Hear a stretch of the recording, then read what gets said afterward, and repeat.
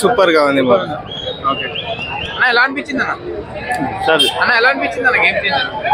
బాగుంది super duper hit. Pawan Kalyan గారు కనపడ్డారు రామ్ చరణ్ గారు. ఒక మాటలో చెప్పాలంటే పవన్ కళ్యాణ్ గారి క్యారెక్టరైజేషన్, నిజ జీవితంలో ఆయన క్యారెక్టరైజేషన్ సినిమాలో కనపడిందని మనం చెప్పాలి. సినిమాలో రామ్ చరణ్ పోషించాడు ఒక ఐఏఎస్ ఆఫీసర్ క్యారెక్టర్. అంటే ఆయన ఐఏఎస్ ఆఫీసర్ అయినా కానీ పవన్ కళ్యాణ్ భావజాలం ఏదైతే ఉందో దాన్ని స్పష్టంగా చూపించారు. అలాగే ఇక్కడ జగన్మోహన్ రెడ్డి గారి యొక్క కొన్ని లక్షణాలు కూడా విలన్ క్యారెక్టర్ లో కనపడతాయి. ఓవరాల్ గా చూస్తే ఒక పొలిటికల్ డ్రామా ఇది చాలా చక్కగా వచ్చింది.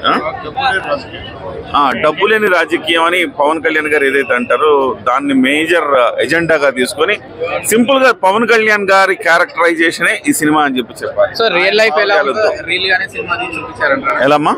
సో ఇప్పుడు మనకి రియల్ లైఫ్ ఎలా అనిపించారు సినిమా తీసి చూపించారంట? రియల్ గా మనకు జరిగేవి అంటే ఎస్పెషల్లీ ఈ మధ్య కాలంలో జరుగుతున్న పరిణామాలు. ఒక హైదరాబాద్ లో హైడ్రా అదొక concept, seize the ship concept, ఈ కాన్సెప్ట్ తీసుకొని సినిమా తీశారు అనిపించింది. బట్ అద్భుతంగా ఉంది, సూపర్. ఫస్ట్ హాఫ్ అసలుకి చాలా వేగంగా గెలిపింది. First half